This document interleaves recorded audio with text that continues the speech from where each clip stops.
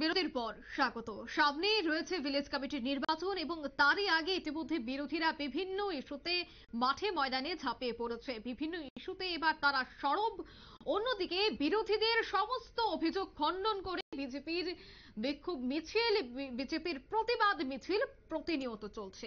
দেখা যায় ভারতীয় জনতা পার্টি ছত্রিশ শান্তির বাজার মণ্ডলের ডাকে বিক্ষোভ মিছিলের আয়োজন করা হয়েছে এবং একটি বাজার সভাও করা হয় শান্তির। এই মিছিলটি বাজারের বিভিন্ন জনপদ পরিক্রমা করে অবশেষে শান্তির বাজারে এসে মিলিত হয়। আর এই বিক্ষোভ মিছিল এবং বাজার সভায় উপস্থিত ছিলেন যুব মোর্চা রাজ্য কমিটির সদস্য সুমন দেবনাথ, শান্তির বাজার মণ্ডলের সাধারণ সম্পাদক মম্বুমগ, যুব মোর্চার মণ্ডল সভাপতি রামপ্রসাদ শীল সহ অন্যান্যরা। কি বলছেন বিজেপি নেতৃত্বরা এই বিক্ষোভ মিছিল থেকে শোনাচ্ছি।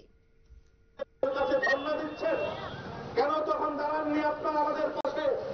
আমাদের মুখ্যমন্ত্রী বলেছেন আসুন আপনারা সবাই মিলে কাজ করুন, রাজ্যটা আপনাদেরও, রাজ্যটা আমাদের সবার। ছোট্ট ত্রিপুরা রাজ্য, পার্বত্য রাজ্য, এই রাজ্যের মধ্যে 40 লক্ষের উপরে বসবাস।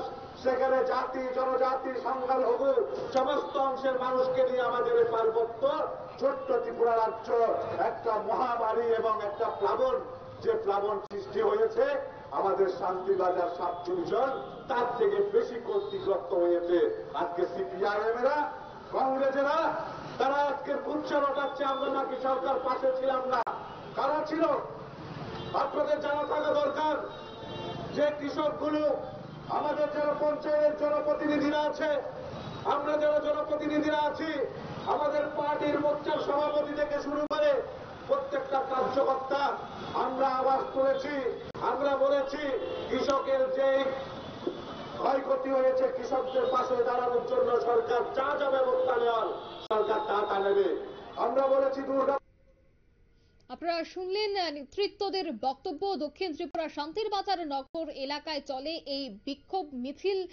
বিজেপির ধিক্কার মিছিলে দেখা গেছে প্রচুর কর্মী সমর্থকদের সেখানে উপস্থিতি। তাদের মূল বক্তব্য ছিল যে ইতিমধ্যে বিরোধীরা বিভিন্ন ইস্যুকে সামনে রেখে রাজ্যে এক প্রকার উশৃঙ্খল পরিস্থিতি সৃষ্টি করতে চাইছে।